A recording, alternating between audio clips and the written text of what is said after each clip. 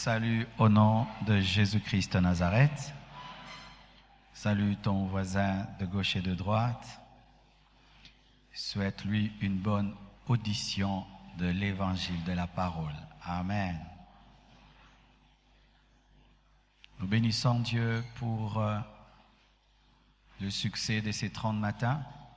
Je crois dans l'histoire de l'Église Compassion, jamais nous avons tenu des 30 matins avec ce tel impact. Et je vous assure, ce n'est que le début de très grandes choses. Nous sommes en train de parler pendant ces 30 matins de l'attachement à Jésus-Christ. Et le dimanche passé, je me suis seulement évertué à parler de Jésus-Christ comme étant le Sauveur oint. Amen. Jésus qui veut dire le Sauveur, Christ qui veut dire le Messie, le oint. Amen. Mais aujourd'hui, je vais plus m'appesantir sur l'attachement et ses bénéfices. Nous allons lire Colossiens 2, verset 6 jusqu'au verset 10e. Nous sommes debout, s'il vous plaît. Colossiens 2, 6 à 10. Ainsi donc, comme vous avez reçu le Seigneur Jésus-Christ, marchez en lui, étant enracinés et fondés en lui, et affermis par la foi, d'après les instructions qui vous ont été données, et abondez en actions de grâce. Prenez garde que personne ne fasse de vous sa proie par la philosophie et par une vaine tromperie, s'appuyant sur la tradition des hommes, sur des rudiments du monde et non sur Christ, car en lui habite corporellement toute la plénitude de la divinité. Vous avez tout pleinement en lui, qui est le chef de toute domination et de toute autorité. Que Dieu bénisse sa parole. Asseyez-vous.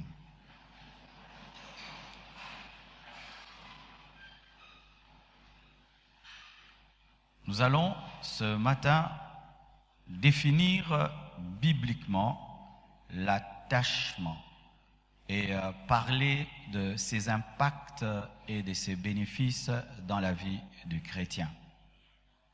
Nous allons parler des grands trésors qui se cachent en Jésus-Christ, car il est comme un vase qui contient tout ce qui contribue à la vie, mais que plusieurs personnes ignorent. Je vous assure, c'est une ignorance qui tue que d'ignorer Christ, le plus grand trésor. Jésus-Christ est comme un coffre-fort dont plusieurs ignorent le mot de passe. Et tu sais très bien que tant que tu n'ouvres pas un coffre, quel que soit ce qu'il renferme, tu n'as absolument rien. Ça peut être un coffre-fort rempli de lingots d'or, de diamants, des milliards dans ce coffre, mais tant que tu ne l'ouvres pas, même si ce coffre est dans ta maison, tu ne possèdes pas ce qui est dans le coffre parce que tu ignores le mot de passe. C'est pourquoi nous avons des personnes chrétiennes qui souffrent, des personnes chrétiennes qui se posent des questions comme des païens parce qu'elles ignorent le mot de passe. Jésus-Christ est comme une mine d'or non exploitée. Vous voyez l'état même de notre nation. Nous sommes la nation la plus riche au monde sur le plan potentiel, mais nous avons des pauvres qui marchent sur l'or, des pauvres qui marchent sur le diamant parce que nous sommes incapables d'exploiter, d'extraire ce qui est dans notre sol, le transformer en richesse. Et Jésus-Christ, pour beaucoup, est comme le sol du Congo, rempli de richesses, rempli de trésors, mais des enfants de Dieu qui vivent comme des païens, qui vivent la malédiction comme des païens, qui sont ensorcelés comme des païens, qui sont envoûtés comme des païens, qui sont liés comme des païens, qui sont malades comme des païens, qui sont pauvres comme des païens. Pourquoi? Parce que nous manquons la révélation. Jésus-Christ est le plus beau cadeau de Dieu aux hommes, mais que souvent ne désemballe pas ou ne déballe pas. Lorsque je me suis marié, on m'a offert beaucoup de cadeaux, mais je n'ai pas pu ouvrir tous ces cadeaux le jour de la lune de miel. J'ai pu, pour certains même après 1 mois, 2 mois, mais des fois j'étais étonné de découvrir que les cadeaux qui avaient tardé d'être déballés contenaient des choses plus importantes que ceux qui brillaient extérieurement. Pareil aussi, Jésus-Christ dans la vie de plusieurs chrétiens est un cadeau non déballé. Bien-aimés frères et sœurs, est-ce que tu as déballé le cadeau Jésus? Est-ce que tu as découvert ce qui est à l'intérieur? Est-ce que tu as découvert ce qu'il contient et ce qu'il peut apporter dans ta vie? Et aujourd'hui, nous allons nous efforcer par le Saint-Esprit à t'aider à entrer dans ton héritage, car tu es héritier. Alléluia, tu es héritier. Dis à ton voisin, tu es héritier. Et il y a quelque chose dans l'héritage qui est extraordinaire. La parole de Dieu dit que tant que le testateur n'est pas mort, l'héritage est sans effet. Amen. Hein? C'est pourquoi j'aime bien dire que j'ai cherché de Genèse à Apocalypse, je n'ai pas trouvé le tombeau de Satan et je suis très très content que le tombeau du diable n'existe pas. Mais quand je cherche dans la Bible, je trouve la tombe de Jésus-Christ. Ce qui fait que je peux hériter de Jésus parce que sa mort a été constatée. Mais je ne peux hériter du diable parce que sa mort n'a pas été constatée. Le diable peut dire des choses sur moi, cela ne m'atteindra pas parce que je ne peux être son héritier. Il doit accepter de mourir pour que j'hérite de lui. Dieu a maudit Satan, il ne peut mourir. C'est une malédiction car personne ne peut hériter de lui. Mais Jésus est mort afin que nous puissions entrer dans l'héritage. Mais voici, si tu hérites de ton père et qu'après 3 jours il ressuscite, vous aurez des problèmes juridiques parce qu'il t'a donné sa seule maison, il t'a donné sa seule voiture. Mais Jésus-Christ, 3 jours après que nous ayons hérité de lui et ressuscité, mais il n'a jamais dit qu'on puisse lui rendre ce qu'il nous a donné. Vous savez pourquoi il ne nous a jamais demandé de rendre ce qu'il nous a donné? Parce que les pères qui laissent des héritages ne sont pas des sources. Mais lui est la source de l'héritage qu'il te donne. Et il est capable de reproduire en lui-même ce qu'il t'a donné et rester riche même si tu as tout pris. Car il est écrit, du riche qu'il était, il s'est appauvri pour nous enrichir, mais il ressuscite, il n'est pas pauvre, il est toujours riche. Mais comment? Nous avons tout pris. Il est capable de retrouver ce qu'il te donne sans te prendre ce qu'il t'a donné. C'est pourquoi Jésus n'est jamais jaloux de la bénédiction de ses enfants, parce que même quand nous prenons, il a toujours. Il est le créateur, alléluia, qui est capable de créer pour lui-même ce qu'il t'a donné. Ainsi, si tu as un trône, il a toujours un trône. Ainsi, si tu es puissant, il est toujours puissant. Ainsi, tu as le pouvoir, il a toujours le pouvoir. Car c'est un testateur qui ressuscite, mais avec la capacité de reprendre sans prendre. Imaginez seulement dans une famille, papa meurt, et puis tous les héritiers prennent les voitures et les maisons. Vous allez à l'hôpital, il est ressuscité. Ça va vous créer, n'est-ce pas, un sérieux problème. Mais la résurrection de Jésus nous donne la joie. Pourquoi? Il est tout suffisant. Aujourd'hui, je vais seulement t'aider à entrer dans ce qui est à toi. Mais tout d'abord, nous allons définir ce qu'est l'attachement.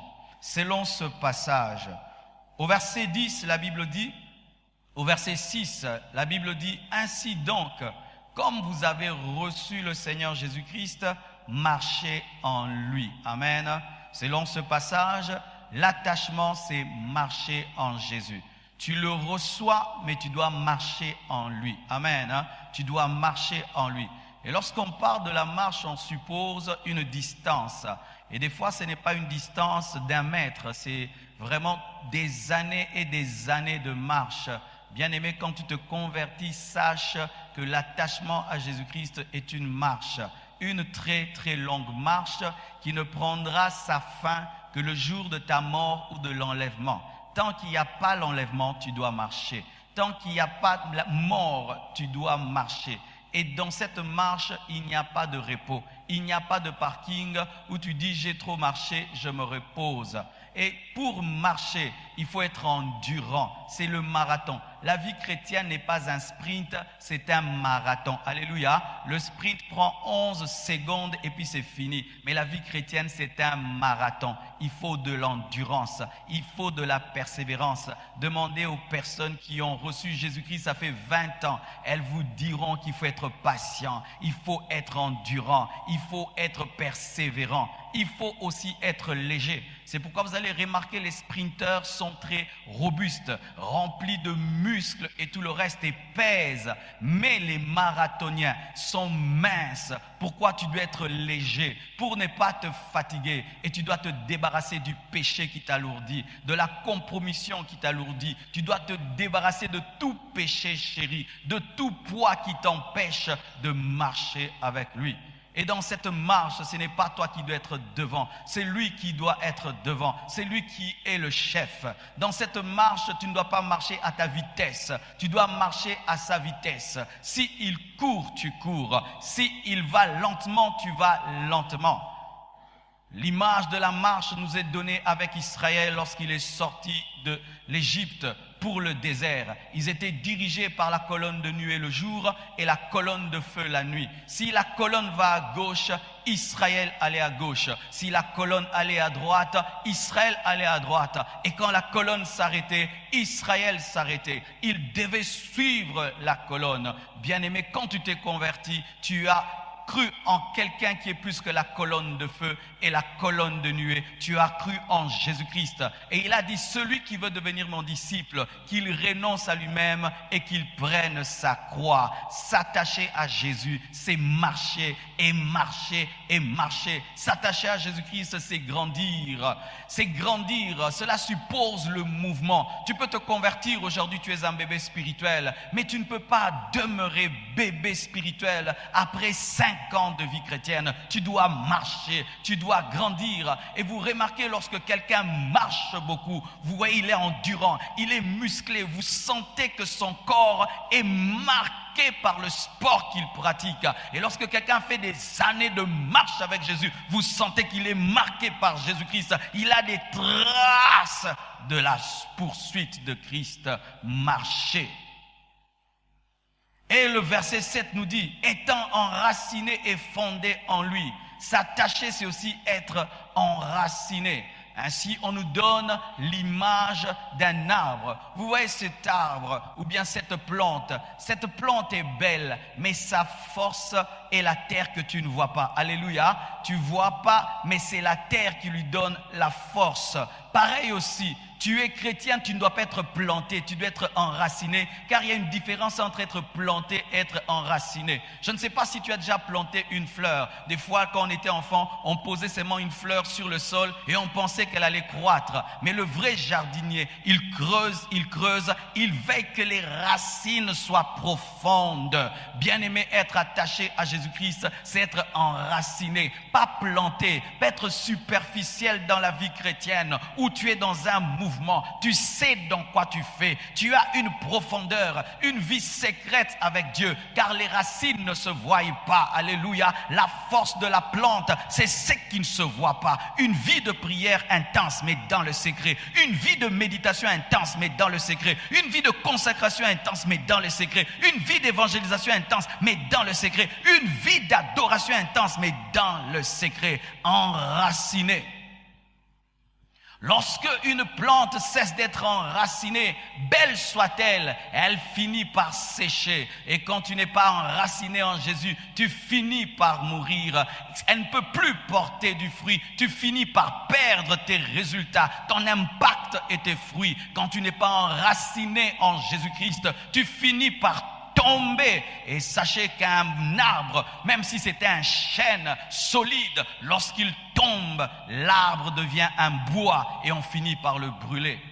C'est ce qui fait que les hommes iront en enfer parce qu'ils se sont déconnectés de la terre. Jésus-Christ qui est leur terre spirituelle. Et ainsi, Dieu n'a que faire d'eux et il ne doit que les jeter dans le feu. Si tu ne veux pas finir dans le feu comme un bois mort, tu dois t'attacher à Jésus-Christ. Et dans le domaine de la plante, il y a des racines qu'on appelle des racines secondaires et la racine principale. Nous, étant chrétiens, nous n'avons pas des racines secondaires. Nous n'avons qu'une racine principale parce que nous n'essayons pas de nous enraciner. Nous savons ce que nous faisons. Nous ne frappons pas dans le vide ni par aventure. Nous savons ce que nous faisons. Alléluia. Mais la Bible ajoute, étant enraciné et fondé en lui, être attaché à Jésus-Christ, c'est être fondé en lui. Et quand on parle de fondé, on suppose une fondation. Bien-aimé, tu es une plante spirituelle et tu es également une maison spirituelle. Et voyez là, vous qui êtes de l'autre côté, à côté de vous, il y a des trous. Pourquoi les architectes et les ingénieurs ne peuvent pas élever une structure métallique, placer des tôles et placer du ciment si il n'y a point un bon sol et il n'y a pas une bonne fondation? Ils sont en train de creuser afin de trouver le bon sol, afin d'y placer une fondation qui peut recevoir une mezzanine, qui peut recevoir des hommes. Il en est de même. Avant de recevoir la bénédiction, tu dois poser la fondation. Avant de rechercher l'élévation, tu dois poser la fondation. Bien-aimés frères, il ne faut pas bâtir, il faut être fondé. Il y a une différence entre construire et une différence entre fonder. Les maisons construites sans fondation sont construites, mais passeront. Lorsque la pluie, lorsque les intempéries vont secouer, les murs vont s'écrouler parce qu'il n'y avait pas de socle. Frères, sœurs, dans tout ce que tu fais, sois sûr d'abord que tu as établi Christ comme base, comme fondation. Toute maison qui est construite sans respecter ce principe finit par s'écrouler. Ainsi donc toute construction qui ne respecte pas le principe de la fondation est un gaspillage. Alléluia. Et lorsque dans ta vie tu ne t'enracines pas en Christ et tu ne te fondes pas en Christ, tout ce que tu fais n'est rien. Car au dernier jour, Dieu dira, je ne t'ai jamais connu. Toute action qui n'est pas fondée sur Christ n'est pas une action, même si ce sont des bonnes actions. C'est pourquoi la Bible dit que chacun prenne garde de la manière dont il bâtit. Il faut d'abord poser le fondement, Jésus-Christ, et ensuite bâtir le reste. Tu es une maison, alléluia, tu es un chantier de Dieu. Pose la fondation et demeure sur cette fondation. Comment arriver à être attaché? Comment arriver à être fondé? Comment arriver à être enraciné? La Bible dit, étant affermi par la foi, il faudrait que tu sois affermi. Affermi veut dire rendre fort. Tu dois être fortifié dans ta foi. Tu dois être stable dans ta foi. Tu dois être formé dans ta foi. Cela révèle le discipolat. Frères et sœurs, ce sont seulement les disciples qui demeurent attachés à Jésus. Si tu n'es qu'un croyant, si tu es seulement un dimanchard qui est allé à l'église comme par habitude parce que la maison s'est vidée et tout le monde est allé à l'église et toi aussi tu vas quelque part de peur d'être traité de sorcier, tu n'es pas enraciné, tu n'es pas un disciple. Dans les moments difficiles, ce sont les disciples qui restent enracinés. C'est pourquoi Jésus-Christ n'a pas dit à ses disciples d'aller former des croyants, mais d'aller former des disciples, des personnes affermies, alléluia, des personnes stables, des personnes solides, des personnes qui acceptent la discipline de Christ afin de ressembler à Christ. Es-tu croyant ou tu es disciple? Si tu n'es qu'un croyant bien-aimé, un jour tu finiras par être emporté, déraciné. Un jour, tu finiras par t'écrouler, car tu n'es pas disciple. Et la parole nous révèle comment on peut devenir disciple par la parole et les enseignements. C'est pourquoi l'église primitive n'était pas fondée sur des prédications, était fondée sur des enseignements, Vous devez lire la parole. Alléluia. Et pas à l'église. Vous savez, à l'église, on ne lit pas la Bible. À l'église, on vérifie ce qu'on prêche. Voyez là, est-ce que vous lisez la Bible? Vous ne lisez pas. Vous m'écoutez. Mais les gens prennent la Bible, ils l'amènent à l'église et puis disent, moi je lis la Bible. Pourquoi? Parce que tu amènes la Bible à l'église, tu lis la Bible. Tu ne lis pas la Bible. La Bible est amenée à l'église pour vérifier ce que le pasteur prêche. Mais la Bible, on la lit à la maison. Quel est ton programme de méditation journalier? Tu médites comment la Bible? Si ta méditation de la Bible n'est pas systématique, tu ne médites pas la Bible. Les hommes qui méditent la Bible de manière systématique. Et tu peux lui poser la question maintenant, ces derniers temps tu fais quoi? Il va te dire, je suis en train de lire Ruth, je suis en train de lire Genèse, je suis en train de lire les évangiles. Je finis les évangiles et puis je vais entrer dans les actes des apôtres. Si je finis, je vais lire Apocalypse et puis je vais rentrer dans Genèse. Il a un programme de méditation. Si vous ne vous attachez pas à la parole, vous ne serez pas attaché à Jésus-Christ, car Jésus est la parole. Tu peux avoir la bonne volonté d'être attaché à Jésus, mais si tu n'as pas la connaissance de la Bible, tu seras emporté par les hérésies et par des vents de doctrine. Frère, sœur, lorsqu'un jour tu te tiendras face à quelqu'un qui est dans une fausse doctrine et qui a des arguments, ton pasteur ne sera pas là. Alléluia. Et je n'ouvrirai pas ta Bible pour toi. Vous devez lire la Bible pour vous-même. Pas pour l'amener à l'église, mais pour la connaître pour vous-même. Et lorsque tu as la connaissance t'affermit. Et l'affermissement t'enracine et te fonde en Jésus-Christ. Les tempêtes peuvent venir, tu vas tenir bon. C'est pourquoi il y a des gens qui sont là en Jésus. Vous venez, vous abandonnez, il est là. Vous revenez, il est là. Vous partez, il est là. Pourquoi? Il est enraciné par la connaissance. Celui qui est enraciné par la connaissance ne subit pas ce qui se passe autour de lui. Un jour, aux États-Unis, il y a eu une coupure d'électricité. Presque tout était dans le noir. C'était terrible.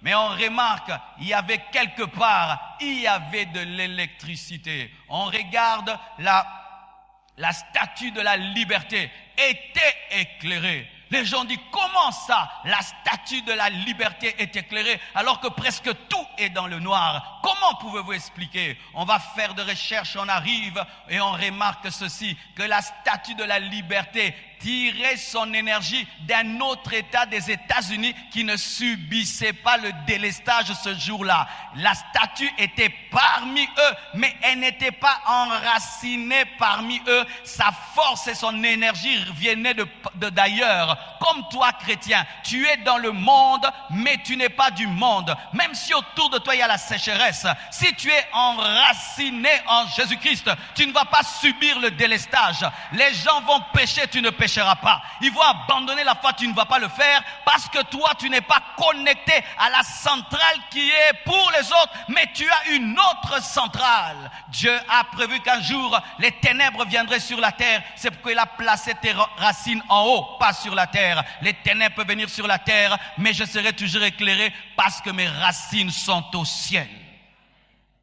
Frères et sœurs, être enraciné nous demande de connaître la parole, d'aimer la parole, où tu lis la Bible de Genèse, Apocalypse, et puis tu la relis encore, où tu peux dire que tu as lu ta Bible même 5 fois, 6 fois. Un pasteur américain est allé prêcher les Chinois, il a fait une conférence et des leaders chinois sont arrivés. Et il avait quelques Bibles à leur partager, mais ce n'était pas suffisant, et il en a donné à quelques-uns. Et alors qu'il partageait ces Bibles, il remarquera que certains parmi eux donnaient aux autres. Jusqu'à ce qu'il posa la question à une dame qui était là. Il dit, « Madame, j'ai remarqué que tu offres tout le temps les Bibles qu'on te donne. Pourquoi tu fais cela ?» Elle a dit, « J'ai retenu toute la Bible. Alors je donne à ceux qui ne l'ont pas parce que moi je l'ai dans ma tête. » Quoi?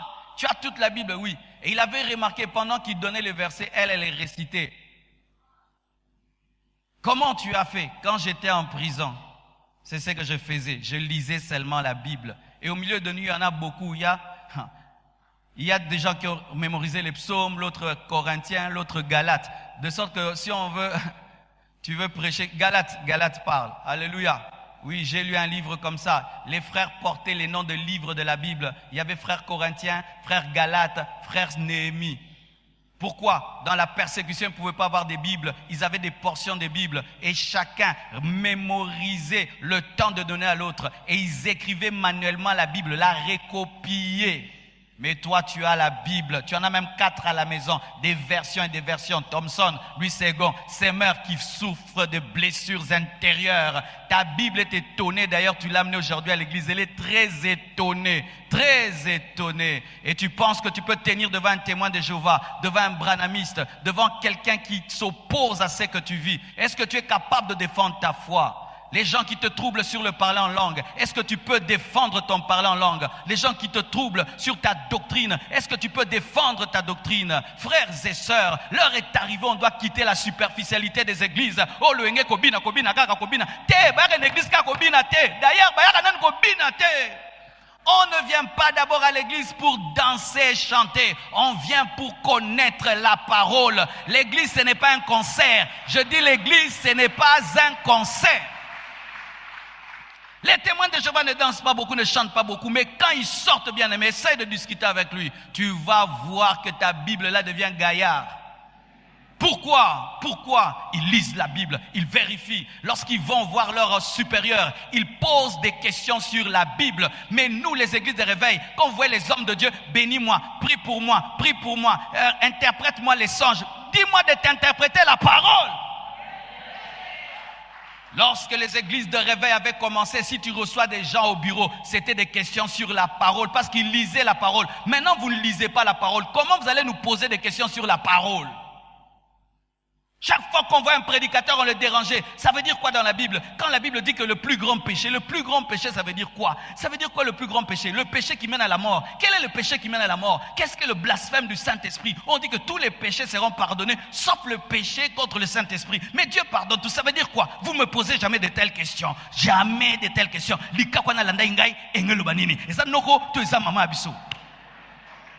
Dis à ton voisin, grandissons. Tu ne poses pas de questions sur les Écritures parce que tu n'as pas la soif de la connaissance. Bien-aimés, revenons à la soif de la connaissance. Quand vous êtes ensemble, arrêtez de parler des pasteurs, parlez des versets bibliques, partagez la parole. Vous êtes à 4, vous ouvrez la Bible et vous partagez la parole. La communion fraternelle, ce n'est pas autour du gâteau, autour de la Bible. Donne-moi la main que je parle. Donne-moi la main que je parle. Aujourd'hui dans les églises, communion fraternelle, c'est manger ensemble. Non, c'est partager d'abord la parole et puis prier. On mange ensemble, des gâteaux ensemble, mais les Écritures ne sont pas mangées.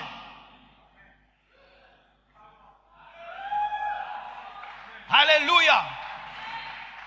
Et un conseil que je te donne, si tu viens bien lire la Bible, ça j'utilise pour prêcher, mais pour méditer, Yabokoko. Give me amen. Pour méditer, j'ai la vieille Bible, pour y abîmer, la déchiqueter. Là, c'est pour prêcher. Alléluia. Vous devez avoir l'amour de la parole pour être affermi et pour être inébranlable et résister contre les vents de doctrine. Comment faire également pour être enraciné, attaché à Jésus-Christ? Il faut avoir une vie d'abondance, des actions de grâce. Il faut en tout temps rendre grâce à Dieu. Que Dieu te bénisse ou pas, tu le loues. Amen. Hein? Tu n'es pas touché par la bénédiction ou la non-bénédiction. Alléluia. Que tu sois malade ou pas, tu le loues. Et si tu n'as pas, tu bénis Dieu pour ce que tu as. Ainsi, tu te concentres sur ce qui est, afin d'avoir ce que Dieu a promis. Je n'ai pas de mariage, mais je suis en bonne santé, je te loue. Alléluia. Je n'ai pas de maison, mais je suis un bon locataire dans une belle maison, je te loue. Je n'ai pas une voiture en sachet, je te loue. Pour même ma petite voiturette qui me prend de la maison jusqu'en ville, je te loue. Même si je n'ai pas tout, je te loue. Sois comme Paul et Silas, qui comme récompense, comme offrande du prophète, après avoir prêché, c'était la prison, on louait Dieu. Ah, nous, tu prêches et puis on te bénit. Eux, ils ont prêché au front du prophète prison, mais ils ont loué Dieu. Ils ont loué Dieu. Soyez des gens reconnaissants. Tout le temps, tu es dans la joie. Même si tu n'as pas les choses matérielles, tu te réjouis d'avoir l'onction du Saint-Esprit, la révélation de la parole, la présence de Dieu. Oui, bien-aimé, lorsque je n'avais rien d'autre que ma Bible, je me réjouissais que pour l'onction, les anges que je vois, la présence de Dieu que je sens. Je lis la Bible, je comprends la parole, je suis content, mais je n'ai rien dans les poches. Tout le temps soyez heureux, tout le temps soyez heureux d'être chrétien. Les chrétiens tristes finissent par abandonner Dieu. Les chrétiens qui ne font que se plaindre finissent par abandonner Dieu. Et je vais te donner encore un secret. Quand tu es un frère de l'église, tu viens à mon bureau, tu te plains une fois, je te reçois. 2 fois, tu te plains, 3 fois, 4 fois, je vais te fuir. Et donne-moi l'amen. Oui, nous les pasteurs, on est comme ça. Pourquoi? Une personne qui n'est jamais heureuse t'enlève même la foi. Même toi, tu n'as pas la foi. Bien-aimés frères et sœurs, tu veux être tout le temps en relation avec les hommes de Dieu. Sois un homme heureux. Même si tu as des problèmes, tu es heureux, tu seras tout le temps avec eux. Mais si tu te plains. Mais la prière d'hier, n'a monité, tu as prié, n'a monité. Donc tu vas m'amener à douter si Dieu m'utilise. Je vais te fuir. J'irai vers les gens qui me stimulent à prier.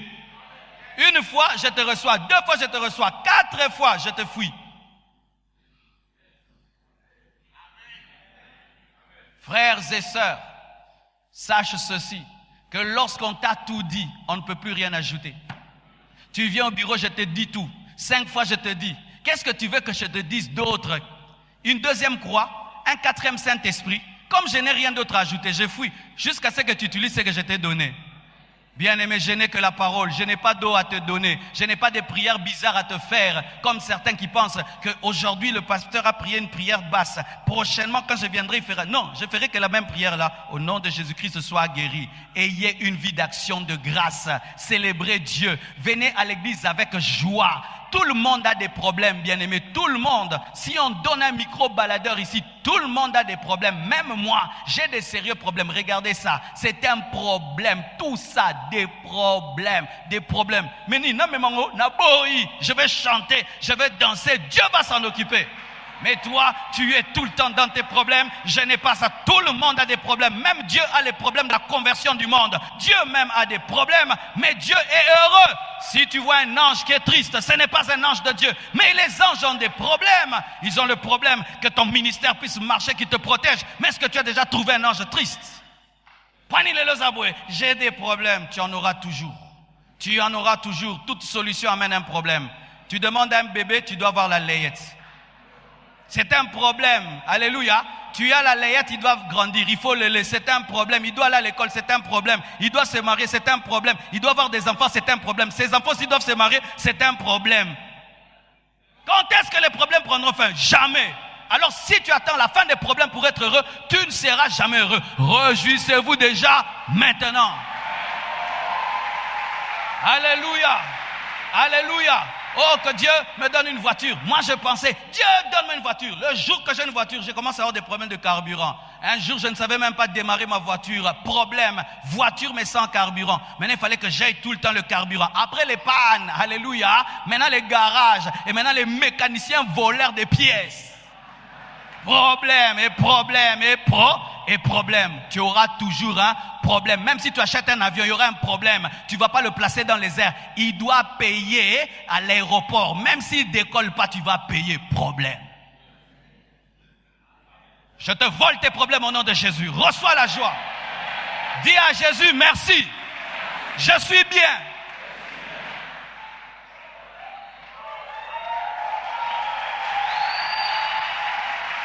Une vie d'action, de grâce.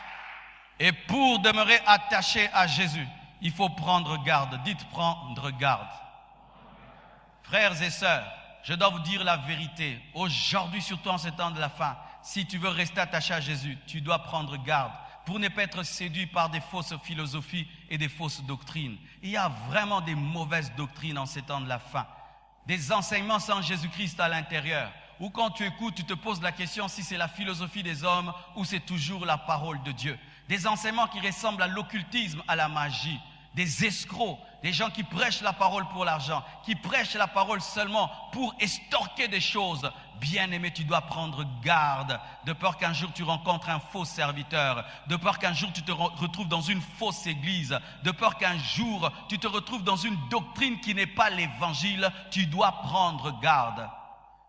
Ce n'est pas tout homme qui ouvre la Bible qui parle de la part de Dieu. Tout ce qui brille n'est pas l'or. Ce ne sont pas toutes les églises qui sont des églises de Jésus. Tu dois le savoir. Ce n'est pas tout homme qui dit que Dieu m'a appelé, qui a reçu l'appel de Dieu. Et ce n'est pas tout frère qui est frère. Ah oui, ce n'est pas tout frère qui est frère. Et toute sœur qui est sœur. Même dans l'église de Jésus, il y avait Judas. Judas avait une sorcellerie vraiment originale. Sa sorcellerie ne venait pas d'un démon. Ça venait de Satan en personne, mais à côté de Jésus, Maozikate. Donne-moi la main que je prêche. Vous vous imaginez dans un groupe de 12 personnes, il y a déjà un sorcier avec Satan lui-même en personne. Maintenant, 12 de 24. Un groupe de 24. Combien de sorciers?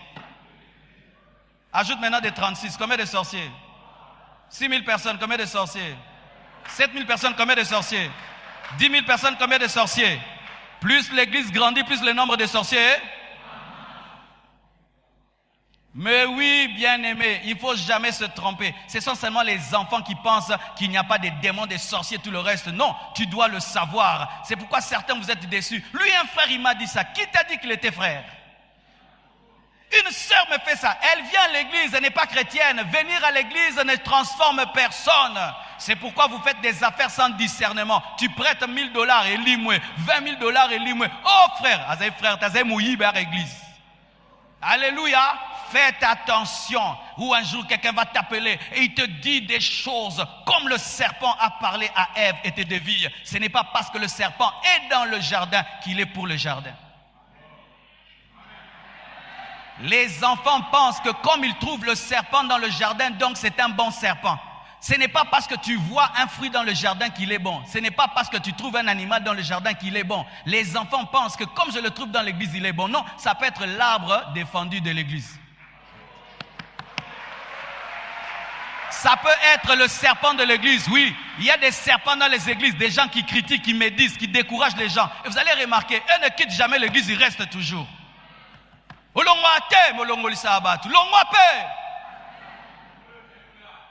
Il y a des gens comme ça, eux n'abandonnent pas, mais ils découragent toujours les gens. Ils découragent, frère, tu donnes beaucoup, tu vas te fatiguer. Nous aussi on a commencé comme ça, serpent.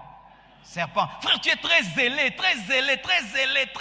comme ça. Frère, ça, ce sont les ailes du début. Non, moi, j'ai toujours les ailes du début. Moi, j'ai les ailes du début. J'aime Dieu comme je l'aimais quand je me suis converti. Je ne crois pas en ce christianisme où on aime Dieu au début et quand on grandit, on ne l'aime pas. D'ailleurs, aujourd'hui, j'aime Dieu plus qu'avant. Pourquoi? Maintenant, je le connais. Je l'ai expérimenté. Mais des gens qui sont comme ça, quand tu les trouves fatigués de Dieu, et toi, tu es zélé, ils te parlent comme le serpent. Ils te disent des choses qui te sortent du jardin parce qu'eux-mêmes étaient déjà sortis du jardin. Le serpent n'était pas l'habitant du jardin parce qu'il savait déjà qu'il était maudit, frappé. Il vient parmi vous pour vous sortir de ce qui est à vous. Tout le monde n'est pas chrétien dans cette église. Sinon, on allait dire, tu veux être ouvrier, entre dans les départements. Pourquoi il y a des formations? Pour sélectionner. Même Jésus a veillé que Judas ne soit pas là pour envoyer le Saint-Esprit.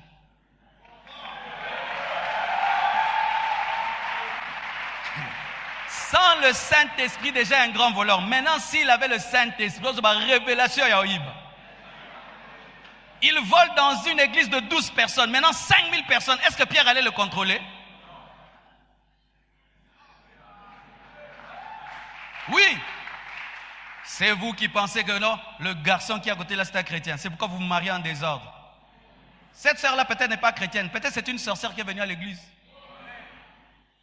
Je dis la vérité. Quand l'église grandit, il faut dire des choses. Il faut dire des choses. Ce n'est pas parce qu'il parle Rinda Bababa que c'est un chrétien. Le parlant langue peut être spirituel ou intellectuel.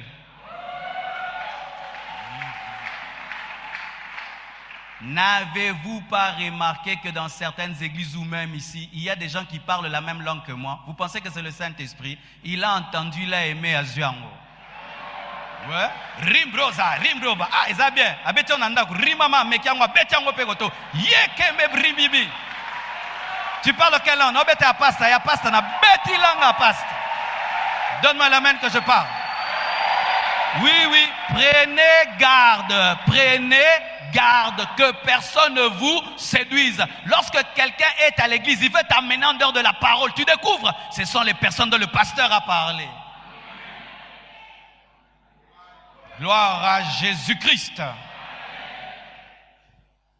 Bien-aimés frères, sœurs, pourquoi il faut s'attacher à lui? Dis à ton voisin pourquoi.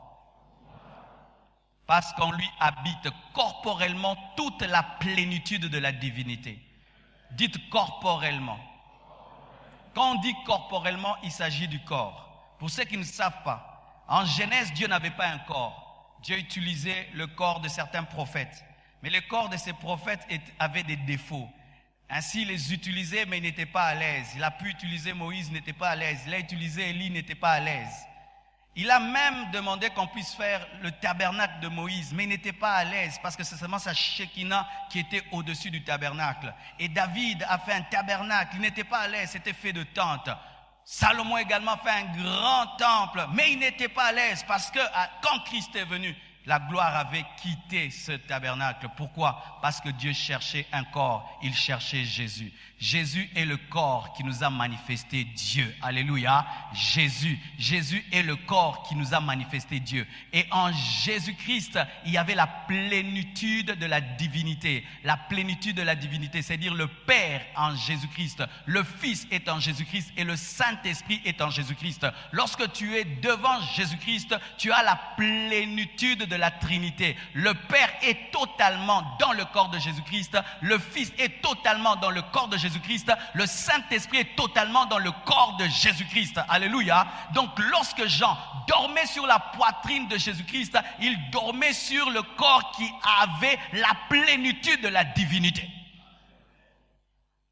Jésus-Christ en lui avait la plénitude de Dieu, pas une partie de Dieu.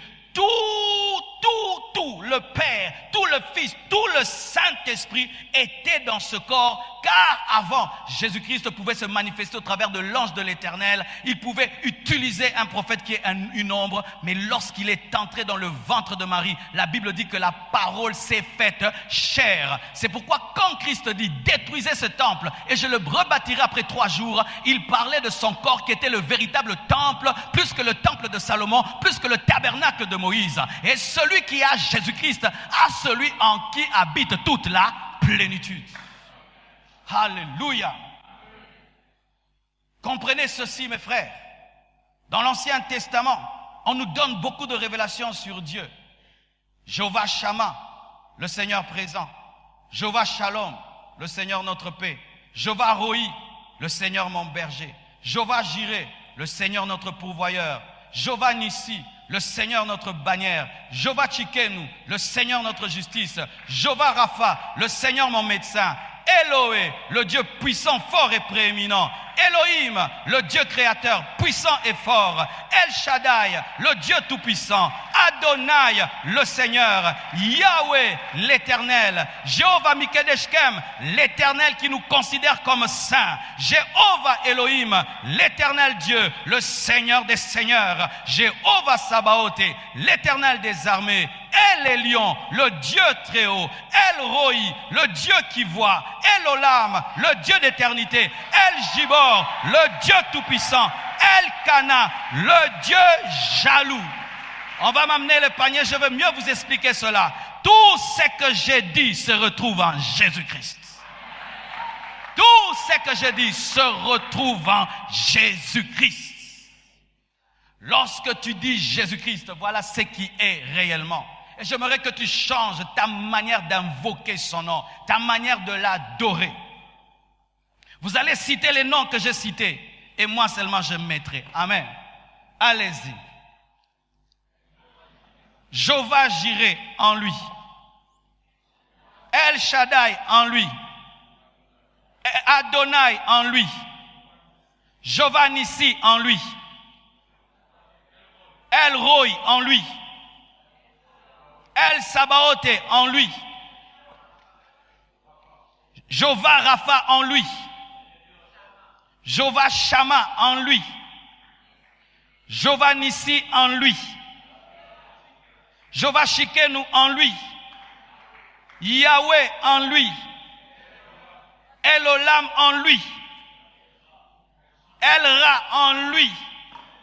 El Jibor en lui. Yahweh Mikedeshkem en lui. Elosenu en lui.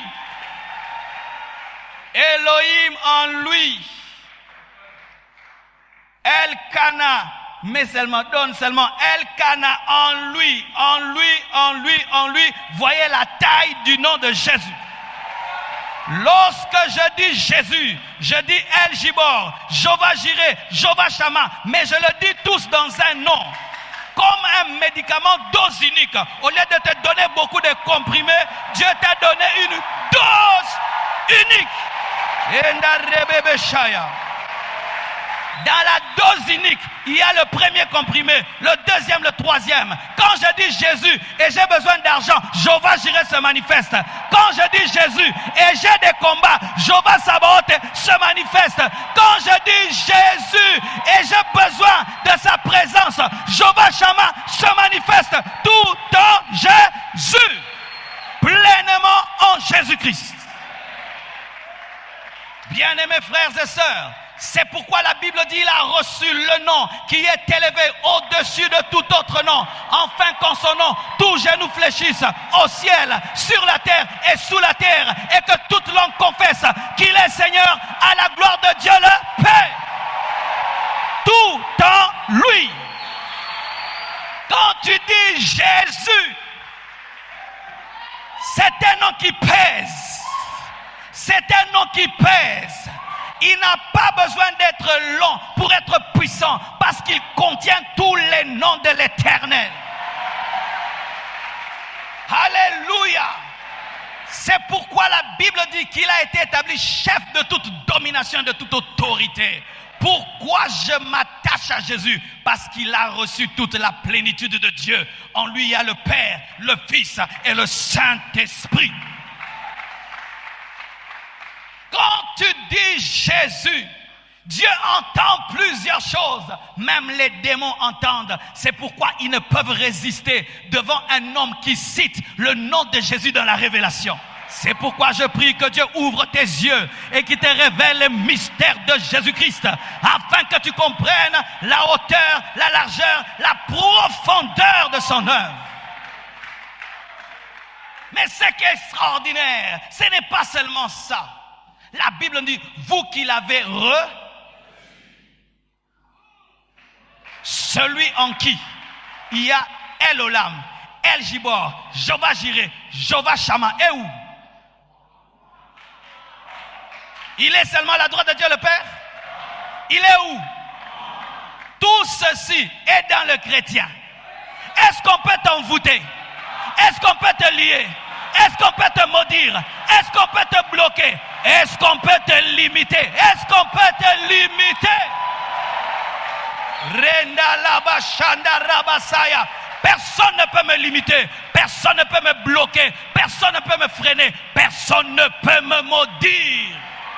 C'est pourquoi la parole dit, en lui nous avons reçu tout pleinement. Pourquoi? Si tu reçois le 100%, tu as 100%.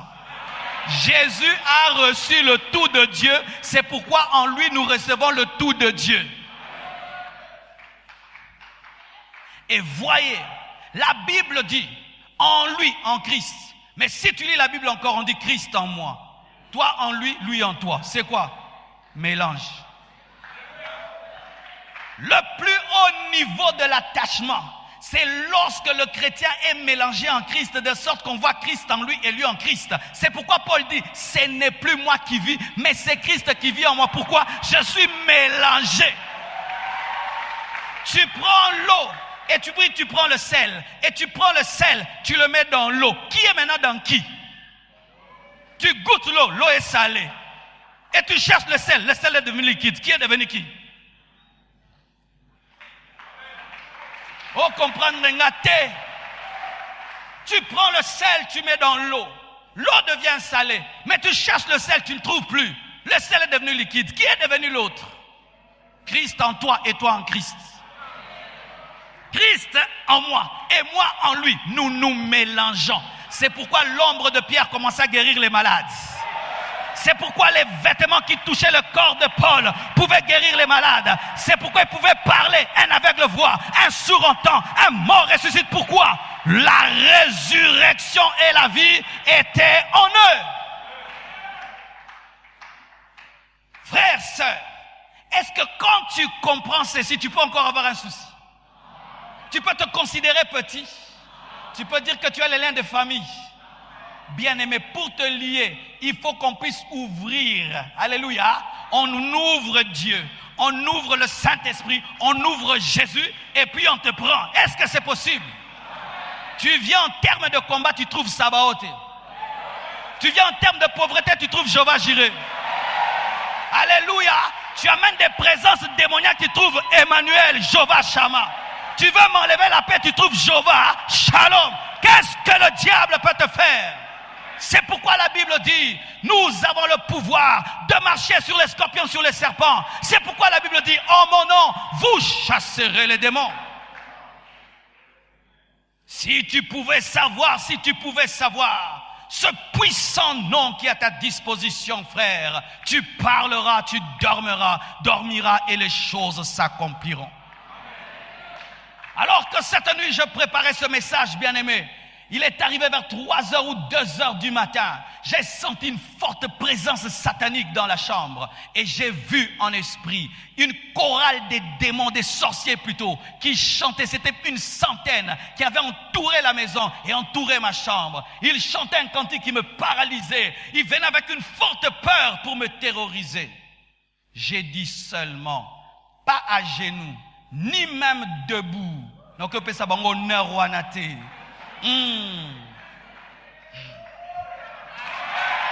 Donne-moi la main, je vais te parler. Donne-moi la main, je vais te parler. Quand tu dors, et puis il y a des moustiques qui passent, tu te réveilles, tu fais quoi? Tu fais quoi? Et puis tu fais quoi? Le moustique est meilleur qu'un démon. Parce que le moustique n'ira pas en enfer. Mais les démons iront en enfer. J'ai dit seulement Jésus. La chorale s'est arrêtée. Je ne connais pas leurs dirigeants, mais tous sont partis. Et j'ai déclaré, toute la plénitude de Dieu est en Jésus et Jésus est en moi. J'ai senti la présence de Dieu commencer à remplir la chambre. J'ai commencé à parler en d'autres langues et voilà que je prêche l'évangile avec force et vigueur. Pourquoi? La plénitude de Dieu est en Jésus et Jésus est en toi. C'est pourquoi quand tu pries, ne dis pas Jésus bi Jésus. Non! L'obango bien. Yandera. L'obango bien. Au nom de Jésus-Christ. Et toi-même, tu sais ce que tu as dit. Tu développes dans ton esprit. Mais tu sais que les impacts sont terribles. Frères et sœurs, vous connaîtrez la vérité. Et la vérité va vous libérer de la peur. La vérité va vous libérer des liens. La vérité va vous libérer des oppressions démoniaques. La vérité va vous libérer de l'ignorance. Lorsque tu découvres un tel Jésus-Christ, qu'est-ce que tu feras? Tu t'attacheras à. C'est pourquoi dans l'église, nous devons présenter le mari pour que l'épouse tombe amoureuse de lui. Car celui qui revient, c'est Jésus. Et si nous vous parlons de ces cadeaux, vous aimerez ces cadeaux. L'heure est arrivée à l'église de parler de la personne de Jésus. Oui, que Jésus soit élevé afin d'attirer le cœur de son église. Et il trouvera une église qui l'attend, une église glorieuse et puissante. Que Dieu vous bénisse abondamment.